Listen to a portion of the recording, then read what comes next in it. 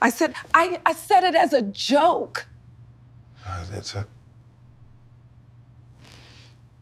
The night started with laughter, the kind that feels a little too loud, like everyone's trying to prove just how relaxed and happy they are. The air was thick with the smell of wine and grilled food, and voices tangled together until they were just noise. I felt on top of the world, buoyed by the alcohol and the attention. I was convinced I was charming, not just careless. Every story I told got a little bigger with each glass. He was sitting nearby, quiet like he usually is, listening more than he spoke, offering a polite smile whenever someone looked his way. I barely even registered how still he was. Then someone cracked a joke, and the whole group laughed, maybe for a second too long. That sound stirred something restless inside me. So I started talking again, my voice cutting across the room, and I loved the way people leaned in to listen. Having that control, it felt good. He shifted just slightly, like he was about to say something. Not to challenge me, but probably to add something thoughtful, something quiet. That tiny movement irritated me far more than it should have. And without thinking, without even a pause, I said it. The words came out in a tone that was meant to be funny, to entertain everyone, but they landed with a thud. The room went quiet, but not with a bang. It was more like the air slowly leaking out of a tire. This time, nobody laughed. He looked at me and his face wasn't angry, not even shocked. He just looked deeply hurt. It was like a light went out behind his eyes. He stood up calmly, excused himself with a quiet politeness, and walked away. The sound of his footsteps on the floor felt louder than the music that was playing. I tried to laugh it off, to pretend it was nothing, that he was just being too sensitive, but the joke tasted sour in my own mouth even as I forced a smile. The rest of the evening is just a blur of fragments. People started talking again, but the energy was gone. Something essential had been broken. The drive home was silent. It was a heavy, suffocating silence that pressed against my chest. I scrambled for something to say, anything, but every thought felt too small, too insignificant. When we got home, he went into a different room without a single word. The door closed, so softly, and that softness somehow hurt the most. I was left standing alone in our kitchen, surrounded by all these familiar things that suddenly felt like they were accusing me. Nothing in the room had changed, but everything had changed. Sleep wouldn't come. Every time I closed my eyes, all I could see was his face in that one moment, the hurt swimming in his eyes. Morning finally came, but it brought no relief. His absence in the house felt like a physical weight. There was a note on the counter, right where he always left little reminders for me. His handwriting was so careful, so restrained, it said he needed time. Not space to punish me, he wrote, but space to breathe. That distinction, that small detail, hurt more than anything. The days that followed were slow, each one marked by a suffocating regret and an uncomfortable clarity. I started replaying conversations, not just from that night, but from years past. And I saw them, patterns. Patterns I had always chosen to ignore. The way I would interrupt him, disguising it as enthusiasm.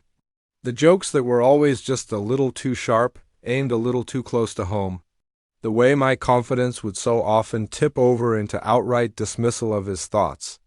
I started remembering all the moments when he just stopped sharing stories, when his opinions got shorter and shorter until they faded into silence. Friends started reaching out, carefully, tiptoeing around the issue. "Is everything all right?" they'd ask. I didn't know how to answer. Then, one visit from a close friend forced me to be honest. Hearing the truth spoken out loud made it sound even worse. She told me gently but firmly that without even realizing it, I had been shrinking him for years. The words settled like stones in my stomach. My first instinct was to fight back, to make excuses. It was stress, it was just my personality, it was all a big misunderstanding. But none of it held up. Patterns don't lie. For the first time, I started really paying attention to myself. Not just how I felt, but how I made others feel. I caught myself interrupting strangers in a coffee shop. I noticed how often I corrected people when it wasn't necessary. I saw how I managed to turn almost every single conversation back toward myself. The realization was humiliating. I decided to get help. Not because I thought it would earn me forgiveness, but because I couldn't stand to live with that version of myself anymore. At first, Just listening felt strange. Silence was so uncomfortable. I learned that I usually filled quiet moments out of fear, not with any real purpose. Weeks passed with no contact from him. I respected that boundary, even though it was painful. I worked on myself quietly, without making big announcements or grand promises. Change felt fragile, and it was incredibly slow. I learned to pause before I spoke, to let other people finish their sentences, to ask questions instead of just waiting for my turn to talk, to compete for the spotlight. It all felt awkward and unnatural, but I knew it was necessary. Then one day, an ordinary moment changed everything. I was watching a couple in public navigate some small inconvenience together. Nobody rushed the other, nobody dominated the conversation. They just existed side by side, patiently. That image stuck with me, and I realized love isn't about being impressive or winning an argument. It's about being a safe place for someone. I wrote him a letter. I didn't ask for anything. There were no defenses, no excuses, just acknowledgement of what I'd done and accountability for my actions. I sent it, and then I let go of any expectation. More time passed. I focused on being consistent in my own changes rather than on getting a specific outcome. Then one evening, there was a knock on the door. He was standing there. He looked steadier, more grounded than I remembered. We spoke carefully, as if the words themselves were fragile. He told me that he had been learning too, learning how to take up space, learning that being quiet doesn't mean you're small. He said he wasn't ready to come back, not yet, but he was willing to talk. We agreed to start over slowly. No more performances, no more competition, just honesty. That first meeting felt strange, like meeting someone you've known forever for the very first time. We listened more than we spoke. The silence between us no longer felt threatening, it felt shared.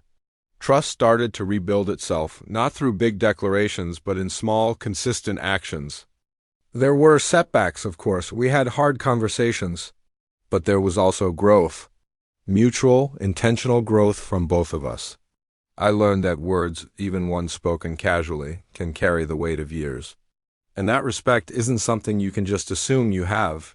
It has to be practiced every single day.